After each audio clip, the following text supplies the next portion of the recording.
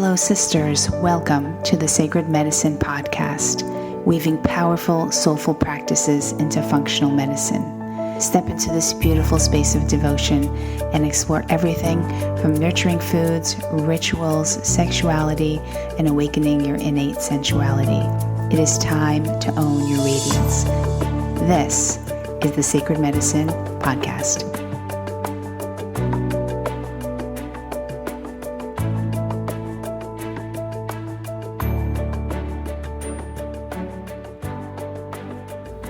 Hello and welcome back to another episode of the Sacred Medicine Podcast. I'm your host, Margaret Romero, and today's guest is Mark Groves.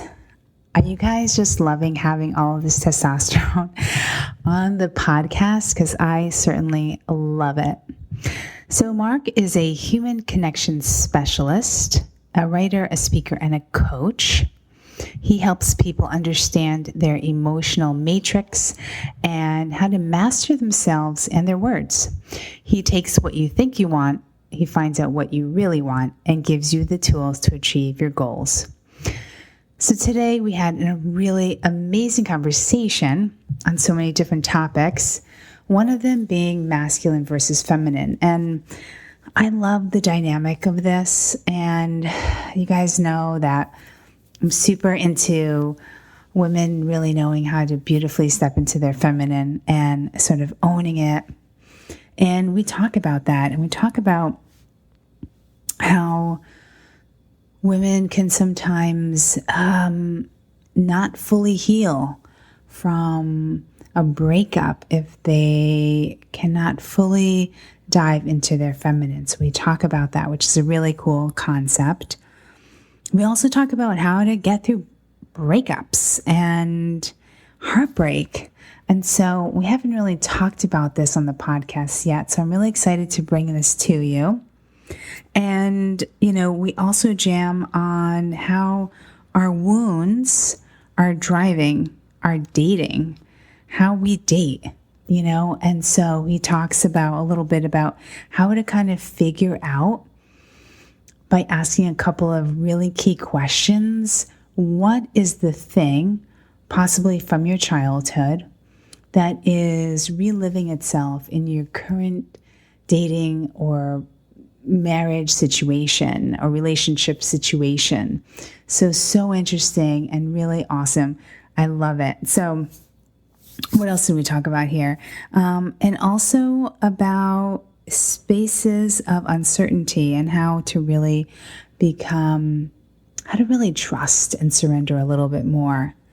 So some really new topics on the podcast this week. I'm really happy that you joined us, and I hope you dig it just as much as I did. Now on to the show.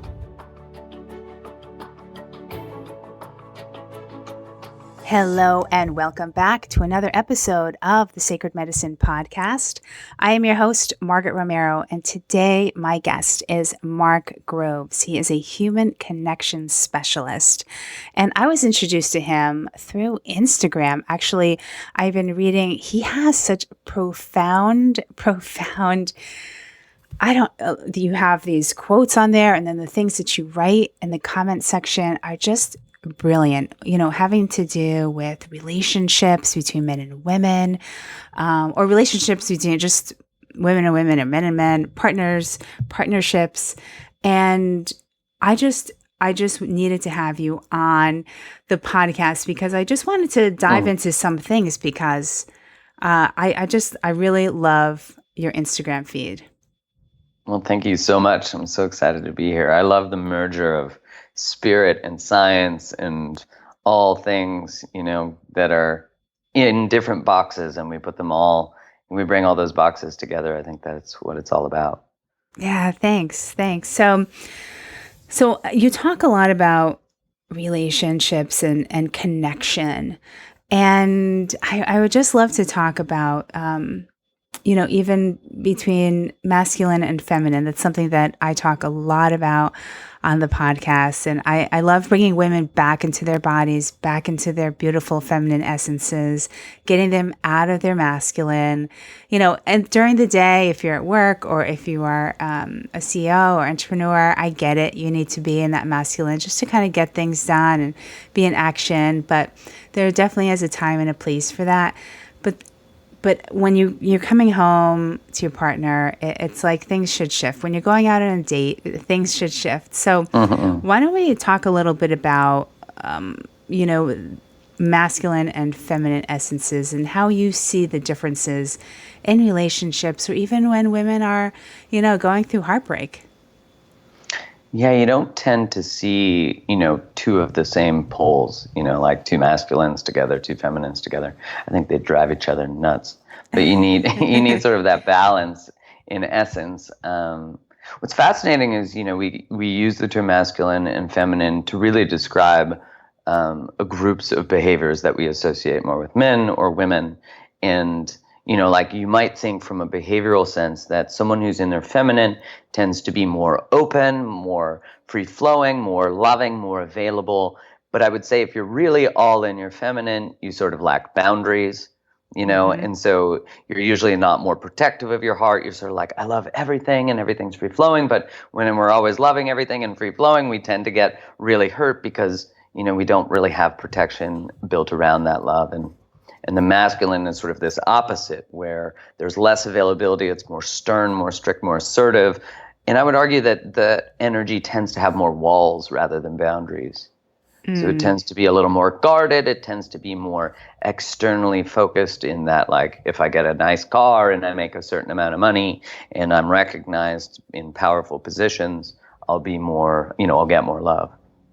So it's fascinating to see sort of how because you're right, like we do tend to have like this masculine feminine dynamics in all the relationships. Right. It doesn't really matter because it really creates attraction too. Right. And there was something that you brought up before we jumped on this call, is about how women, when they are going through heartbreak, let's say, because I'd love to jam on that just a little bit, and how in order for them to sort of grieve their way through or feel their way through, we talk a little bit about that? Yeah, so there's been a lot of cultural messages, societal messages where we say like, that saying like, to get over your ex, get under the next. Right. Maybe that's just in men's circles that we might say that. No, it's in women's too. Right, we sort of like try to bang our way to health and healing, but it doesn't work. I mean, True. You can try it. True. The moment the orgasm comes, it's sort of like a post-coital shame that gets hit, but I think, it's like if we're not in our feminine post-breakup, we're not feeling the pain. So we're not actually feeling the hurt. And we go to places of more masculine behavior, like more sexual drive, more, ways of avoiding, in a way, the actual pain of the heartbreak. So what's beautiful about heartbreak, whether you're a man or a woman, is that you're never really more invited to be open than heartbreak. Like, look how people find purpose. Usually it's through a breakup. How do they find themselves? So heartbreak has this beautiful capacity to actually welcome us back to ourselves when, I really believe that most of us abandon ourselves in, our early years when we're like 2 to 10, because we are in a family and we're raised in this dynamic where, you might be born into a certain religion, a culture, or whatever, where it says to be a good little boy or a good little girl means these types of behaviors.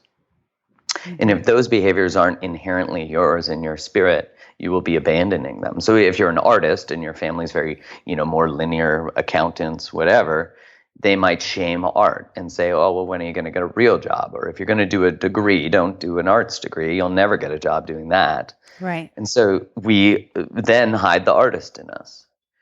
And to sort of come back to heartbreak acts as this gateway back to the things we've let go of that are beautiful. We feel them again. And I think in a way, heartbreak is a sense of loss of self too. We often lose ourselves in love because we don't have great boundaries, but we also have a feeling of loss that we've had for our whole lives. And heartbreak is, oh man, I look back to like grade 9 when I was 13 and I went through a breakup and I was devastated, thinking like, I'll never meet another person again. And now to look back and just see how beautiful that moment was. There's such transformation if we can kind of make it not be so. I mean, I think there should be a period of time of grieving. And do you believe in that? I don't know how it goes. Yeah. It's like if for every year you've been with somebody, it's so many months. They gave us math for it, right? They're it was that. For every year, it's a month. And it's like, heartbreak. Okay, so a couple of things about it that I think are just sort of essential to understand. One is, if you're the one breaking up, don't try to be friends with your ex. It's just not fair to them. Because usually that's just, we don't want to not be liked. Like, we don't want to have hurt this person we love. We want them to still keep us as a friend, so we don't see evidence of, maybe that we're a bad person or whatever it is. And so it's kind of selfish to step into needing to be friends with someone right after we break up with them. If you're on the receiving end of the breakup, having any contact with the partner doesn't facilitate movement because you're constantly reminded of pain of the story being over. We were talking about the post that I wrote about, really the reason breakups hurt so much is two. One, physiological, because it really is like an addiction. So when we break up with someone, the same areas in our brains light up as cocaine addiction. So we do actually long for them more than we did when we even had them. So if you can understand that physiologically, you're like, why do I miss them so much? I feel like I'm going crazy. It really is a physiological response too. And the second part of that is that in that post, there's this story, like I was going to build this life, or we had this life, and I saw myself, in retirement with this person and sailing away in the distance, and everything was perfect. And when relationships end, it feels like that whole story has died. And that can be the greatest sort of source of pain, because the space that we live in is now that story is no longer available to us because we associate the story with the person. And that's so to do with culturally, we reward people for being in relationships rather than not being in one. So most people will stay in any relationship just to get the reward of being in a relationship because it means you're loved in our cultural sort of scripts around it. And so when we get out of this relationship, the story is gone and, all our self-worth is out the window because that's what we based it on. Someone chose me. And what we don't see is the story's still so alive, but we're just in the middle of it, and the main character just died. That's really how it feels. Right. And we don't see that we're not an actor in the book, or we're the writer, but we just think we're part of this soap opera, as opposed to the director, the actor, the writer. Like, we're the fucking boss of it all. Right. Right. And when you can step into that space, and that's where breakups are so powerful, because maybe for the first time in your life you go, shit, I've been giving away my self-worth to my relationship status. And I'm so much more than that. I love that. And you had also mentioned about women who are very empowered, who typically are in their masculine a little longer than we should be in a 24-hour day. They tend to seek... we were just talking about sort of in relationships. They tend to seek men who are a little bit more. Is it that they tend to seek men who are a little bit more feminine, or are the men who are a little bit more effeminate tend to be really attracted to the masculine woman?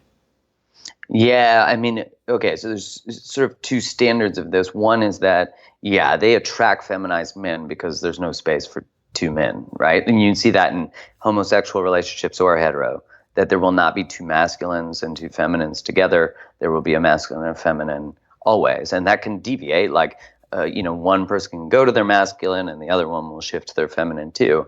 And so that really causes attraction, because if we look at it on a separate level, we probably are healing a wound with the feminine or with the masculine. So, if we're really masculine, so let's say if we're a female who's very purpose driven, who's high achiever, more aggressive, maybe has a little bit of anger, more assertive, doesn't really let a lot of people in, more prone to one night stands.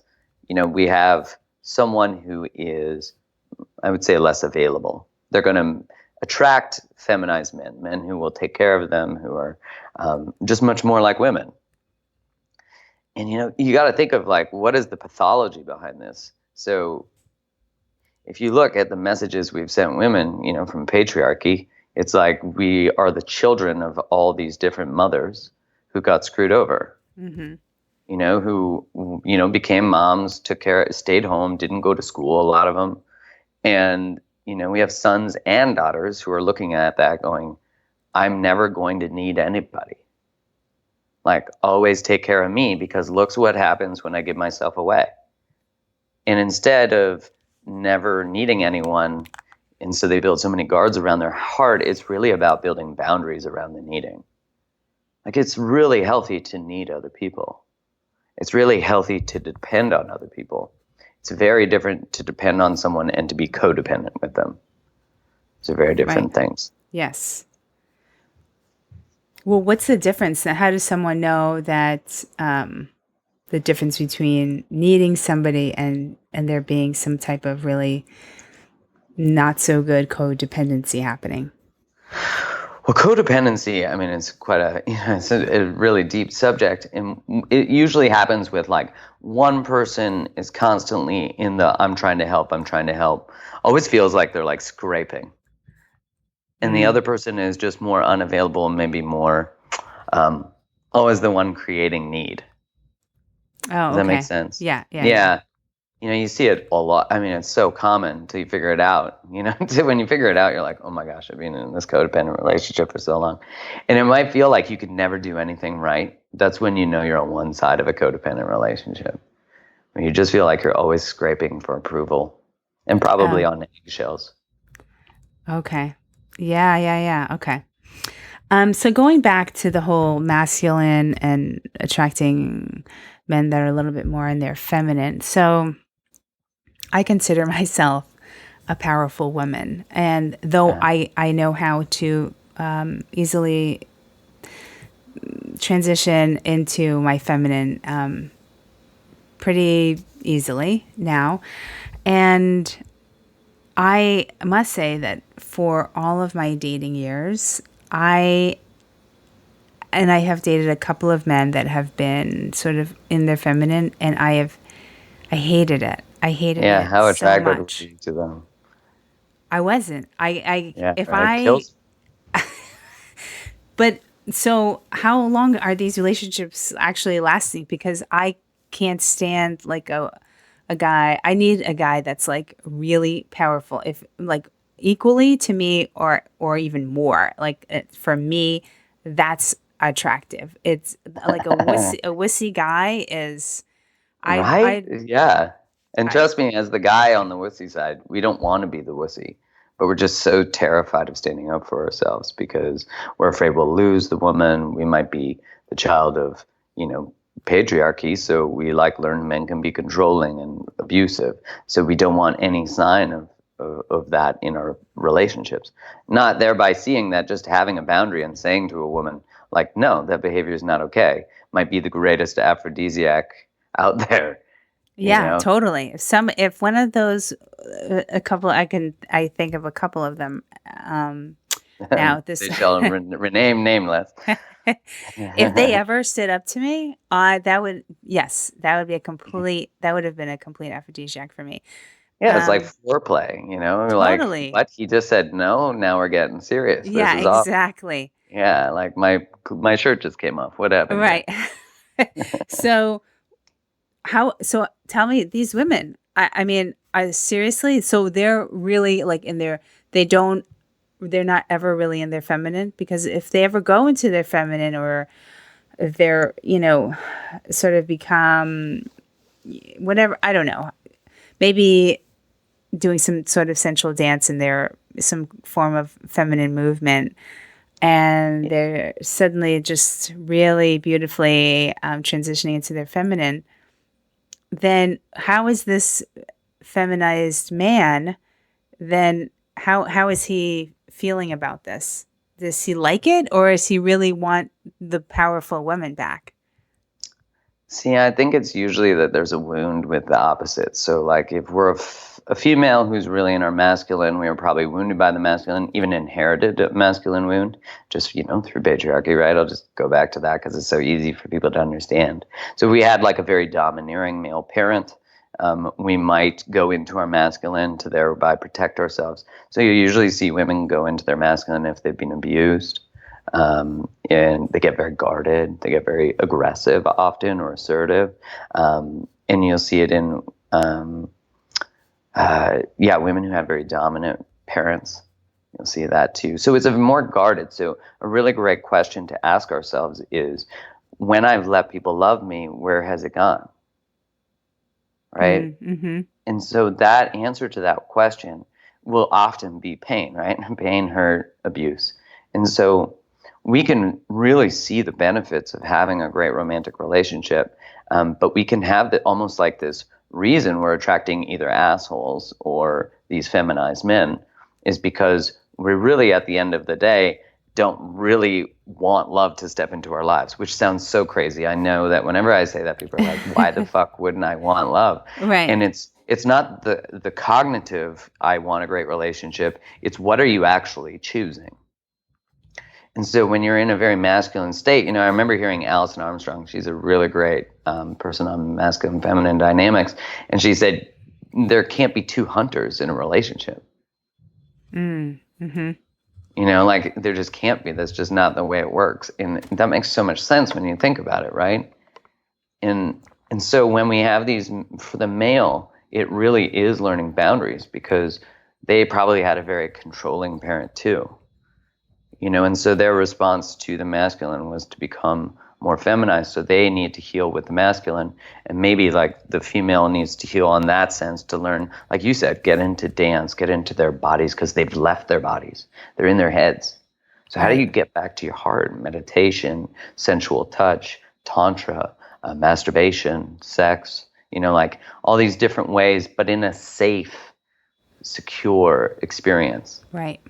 Not in like a fleeting romance where you're like, hey, can you just, check out my root chakra? Like that's not the way to heal it. That's not going to be the path. Right. Yeah. I mean, coincidentally, I grew up with, my parents were extremely dominant. They were like the strictest parents ever.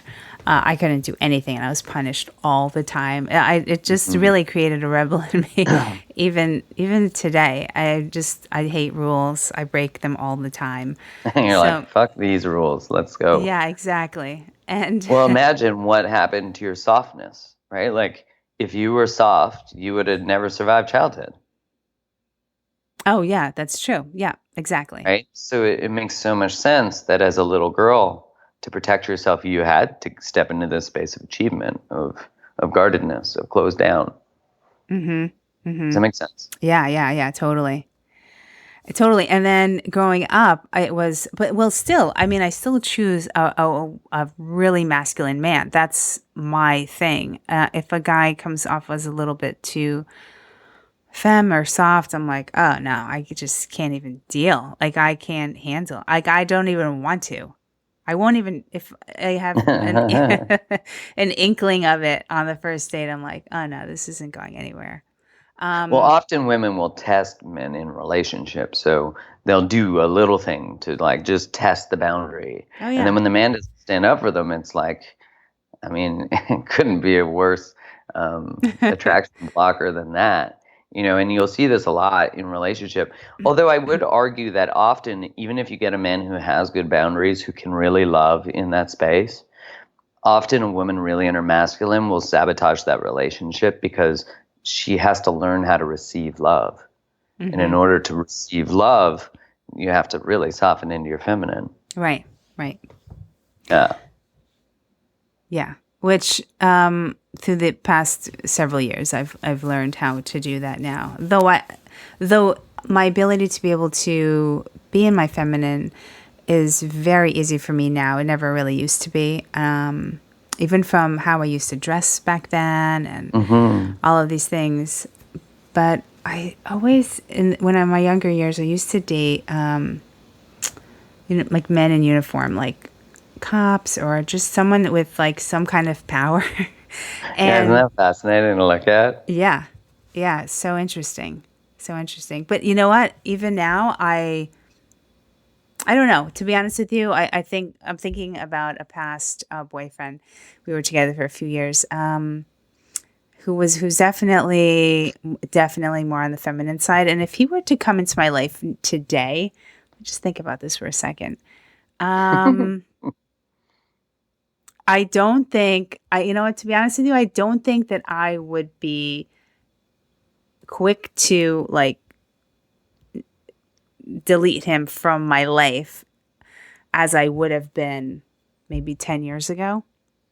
Yeah, now that you have the knowledge of it, because often we won't be even attracted to people who can show up for us in a lot of ways, because attraction to us will be purely chemical. In that we really have to start to learn what our core wounds are, because then we can look at our dating. And I was saying before that you can cognitively in your brain be like, I want a great relationship. And then if I was to survey your friends and they're like, she has never chosen that, right? Like, that often happens, right? They might be like, oh, that's my friend who always dates assholes. And so that's what I mean is like, it's one thing to desire it, but what's more important to look at is what you're choosing. So when you understand your core wounds, you'll understand if you're choosing from your wound or not. Mm-hmm. Well, because most of the time the wound's driving the car. I mean, really, till it isn't totally driving the car. Yeah. Well, how do you know what the wounds are if you're really not, Yeah, I mean, a real quick way to identify it. So in relationship, we'll usually take on either a pursuer role or a distancing role. So we'll either be the one always pursuing love, the one who wants things, but it never seems to turn out. I always want more than people want from me. And then the other one would be runner. So you would think like, people text too much. They just want too much. They have too many emotions. So it'd be sort of like classic in attachment theory. That would be the first one would be more anxious and the other one would be more avoidant.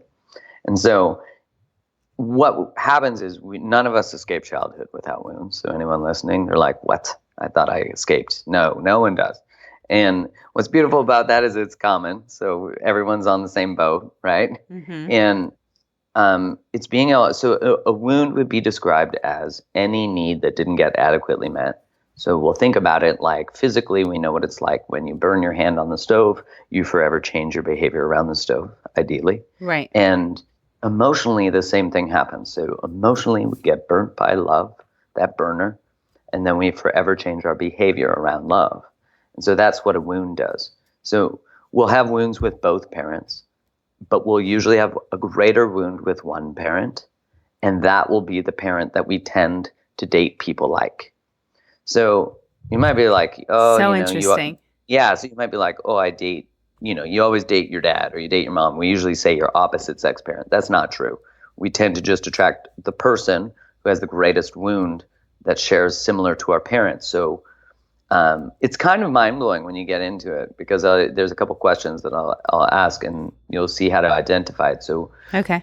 What'll often happen is if we had a very controlling parent, we'll tend to really be more of the runner. Mm-hmm. And if we had a parent who was like more withdrawn, never said they loved us, maybe left, maybe was an alcoholic, we'll be the person who's more of a pursuer, because we are always wanting someone to choose us, someone to love us. And so what happens is, and this is such a mind F, I've sworn before, but it's kind of like it's hard to figure out in your mind how this works, because really what's happening is the subconscious is aligning us with someone to heal that with. Right, exactly. So part of the healing is finding a partner who can finally communicate in the way that you've never had, but also a big part of the healing is just not choosing that person anymore. Because then you're not choosing from your wound and you completely change your pattern, which feels like a part of you dies, because really the child who's been forever chasing a certain type of experience finally has to sit on their hands and be like, okay, let's try out this secure relationship thing.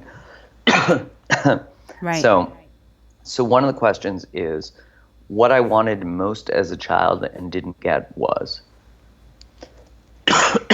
Sorry. And the other one is, as a child, I had these negative feelings over and over again. And the answer to the first question, what I wanted most as a child and didn't get was, will more often than not, 99.9% of the time, be what we are constantly seeking in relationship and is often not given to us. Or the opposite. So we'll be getting so much of it that we actually don't want it, so we'll sabotage it.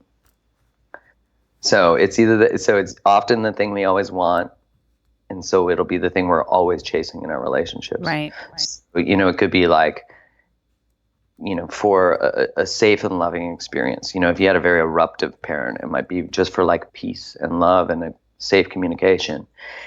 And what'll always be the sort of baseline belief that gets formed about ourselves from whatever that thing you needed is that we're not worthy. So if you think like my parent was really eruptive, I just wanted peaceful communication, or my dad was never around, I just wanted him to be around to play with me. The baseline belief we have to form about ourselves is I wasn't worthy of that thing. So even if we fear rejection or abandonment, really rejection is I wasn't enough to be chosen. Abandonment is I wasn't enough to stay for. So they all come back to that baseline belief. And I had these negative feelings over and over again. Whatever that answer is usually the negative feelings. You'll often interpret things through that lens and or experience in your relationship.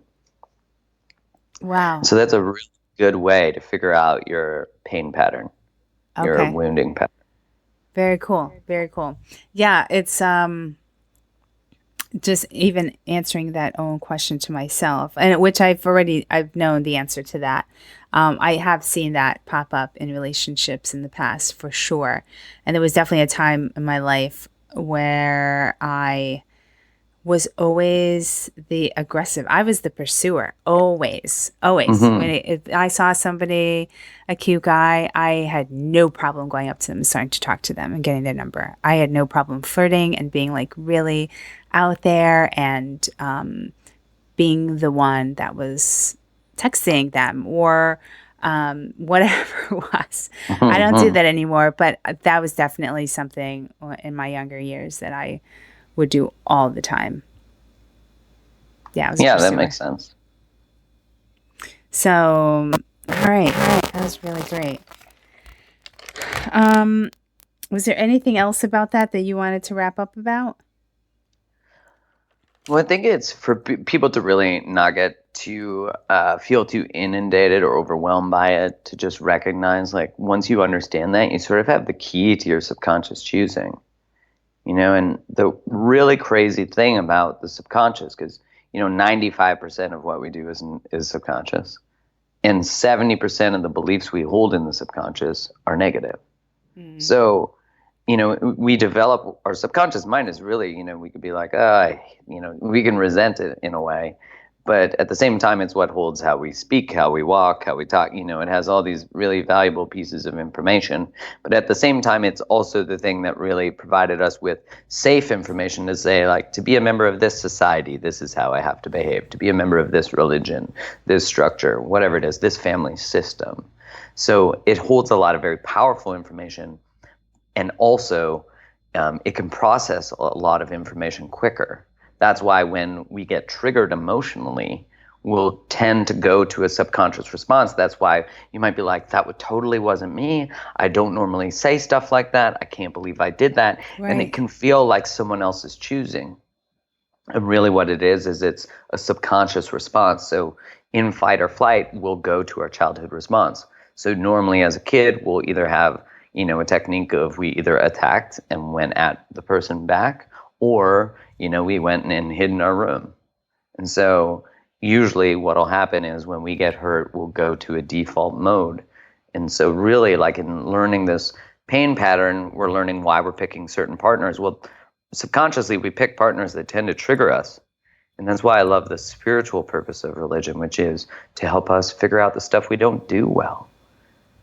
So we can grow and expand and be better. They're not meant to, Relationship patterns only repeat themselves till we change our choice. You make a different choice, you get a different life. So if you can just begin to just non-judgmentally look at your pain patterns, you're able to say, okay, so like I inherited some stuff. We all did. It's not my fault that I do this. It's inherited. Okay. But there's still a part of taking responsibility. It cannot be your fault, and that will be the only space I ever give my clients and people I work with, to be a victim. Like, it's not your fault that these things happen and all of this, but what are you going to do with it? Exactly. And that's the key. That's why heartbreak is the greatest gift in the world, because it's a rock bottom. And rock bottoms, nothing can get worse. So you might as well just make it better. Like, rebuild in a way that feels so much better than it was. Yeah. And I have this firm belief in, when things just don't turn out the way you think that they should have, that it's just not meant to be. And I know that's so easier said than done, right? But I think just those words for me always bring solace. If I don't have, whether it's the relationship or, I don't know, the job or the house or whatever it is that you're like, I really want this. And then something just like falls through, or you don't get the thing that you really want. It's like, well, something better is on its way, is like what that's like my inner belief that is always there. If something doesn't happen to go the way I planned it to go, then I just think, okay, well, there's a reason for it. And I may not see what it is right now, but I'm not going to stress over it or be really upset over it. I used to when I was younger, and I don't go there anymore. It's like, all right, that didn't work out. Well, there's probably a reason why, and something better is on its way. And yeah, it's such a different perspective. It's so beautiful and peaceful to experience that. Yeah. Yeah. I mean, why go through the whole, I don't know, months and months of like complete grieving, which, I mean, feel your feelings, of course. Grieve and cry and do what you have to do. But in the end, whoever you were meant to be with, like whoever you were meant to be in a relationship with or be married to, is that one will never pass you by. Like the one that is meant will never pass you by. I love that. It just can't not happen. And I think that's the part of the heartbreak, if you can look at your heartbreak and go, okay, this is actually just realignment, like this is part of my journey. That's why I never say to someone, well, if you're still thinking about them, you're not over them, because I really believe that you never really forget love. Why would you forget the people you love? Right. They're your greatest teachers. Right. So, to me, every single person who's hurt you, who you've hurt, all of these people combine to build the archetype of the ideal partner, of what we want and what we don't want. And so forgetting about them would be forgetting the lesson, So, years later, I'm, the person who broke my heart in grade 9 sometimes comes in my brain. If I hear a song that was my deadly breakup song, I think about it. But now I think about it as, oh, that song, what a great Boys to Men song, but I can laugh at it and I can love that experience because it taught me that I didn't have good boundaries. It taught me that I wasn't a good communicator. I mean, there's so much gold even in, someone cheating on us, and it's so easy to go to victim in those experiences. And I think it's healthy for a bit for the grief part. Right. But, I think it's a Hawaiian tradition where if you complain about something for a third time, you walk away, like the person walks away from you. And I love that. Carolyn Mice talks about that too, that a great friend, if you complain to them on the third time, they turn around and they leave you. I've never heard of that. That's pretty cool. Yeah. Well, it's a great idea. I mean, it's hard to do to a friend, because after I read that, I was like, all right, I'm going to do that. They're like, wait, I still want to talk about it. Like, get over it. Exactly. Which isn't very friendly. Right. No, but I get it. Yeah. Yeah, it's so easy to get caught in those states instead of moving forward, as you were saying, to these spaces of uncertainty, like where you actually have to trust and surrender to that person isn't your person, but they were the person that gets you to your person. And that's such a different role, But we've like been sold this story that every relationship has to last forever. So then when it doesn't, we let our self-worth go because we have now just failed a very massive cultural narrative. And that cultural narrative is so painful because, especially because we've done this to women, women's self-worth is very much in their relationship status. That's why they'll literally almost die for love, and giving themselves away. It's also part of being a great parent, is so wired into a woman to give so much of herself.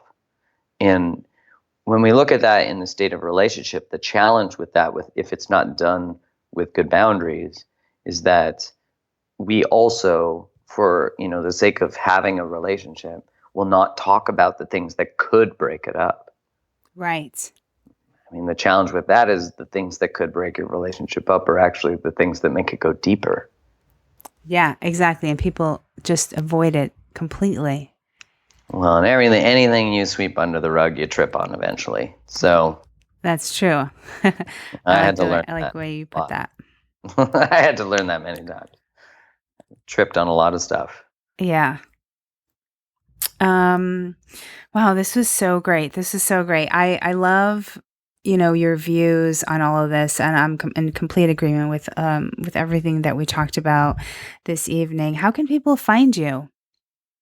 On Instagram, it's Create the Love, or Twitter as well. Create the Love. And on Facebook, it's just under my name, Mark Groves. And my website is myname.tv, like television. So markgroves.tv. And and I'm on YouTube too, just under Mark Groves as well. And do you have like workshops, or do you give talks, or how do you do coaching?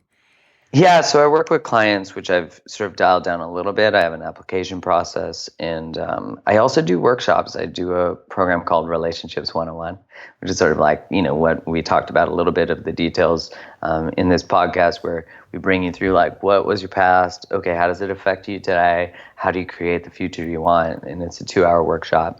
I should be rolling out a couple of dates in the fall for that soon. And then I have an annual conference that I do called the Masters of the Universe Summit. And the reason I created that is probably very similar to your own work, is that I saw that, we all find rock bottoms in different ways. It could be diabetes, it could be obesity, it could be, a relationship breakdown, it could be a financial bankruptcy. And so I feel like we all find our way back to ourselves through different avenues, and really being able to give us an education about things that we were never taught that are so important, like money, nutrition, relationships, all these things that matter so much to our outcomes, to our well-being, right, and health. And so I created this conference where I brought speakers from around the world. Every year it's different speakers. There's only 200 spots at the conference, and it's just to like bring these people who are experts in these different areas, and to have sort of like a TED-style experience. And then there's a meet and greet with live music. It's just a lot of fun. I wanted to create a community, really. Oh, that sounds awesome. Yeah, it's a ton of fun. So the website for that is mo2summit.com. So Masters of the Universe Summit, mo2summit.com. How do you spell that? MOTU Summit.com. Okay. Yeah. We could put a link on that. But that's going to happen when? That's going to be next July. I'm just trying to get another venue for it because the venue I was using closed. So I just got to get a venue for it. But it'll be next July. On the website, the date will change on it. But you can get your tickets now. Where is it typically? What part of In Vancouver. Oh, okay. Yeah. So Vancouver in the summer. It's hard to find a better city in the summer. Yeah. Totally. All right. Well, as I wrap things up here, there's always 3 questions that I ask all of my guests, and they're just sort of random. Ooh, can't wait. What do you have at your bedside right now? I'm not at my bedside, but I have a glass of water because I drink a lot of water. Mm-hmm.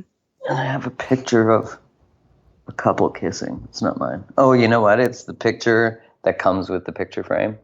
I just saw that. So that's what I have right beside me. That's good feng shui, at least. Right? Yeah. I mean, the glass of water was the important part, I guess. Hydration. Exactly. What do you wear to bed? Usually boxers and a t-shirt. Okay. Let's see. And are you currently reading anything that you're really loving? Yes, I am. I'm reading a book from it's on now reading I read so many books on Audible now. So I guess reading's probably a strong term for what I do. But I'm reading a really good book called It Didn't Start With You. And it's by Mark Wolynn, Wolynn. And it's let me just see here. It's on how inherited family trauma shapes who we are and how to end the cycle. It's so brilliant. I love it because I love the merger of science with sort of like experience and intuition. And, it's such a beautiful thing to think about. When we look at the science behind inherited emotional traumas, you can look and, if you're never taught how to communicate, where would you have ever learned how to turn conflict into intimacy? Like there's no school that teaches that. That's So right. if you've never seen it, your parents have never seen it. So they inherited it from someone. So if you look up your family tree and you only go up 5 generations, you have 30 people's stuff. That's pretty crazy to think about, that 30 people have funneled into your emotional patterns.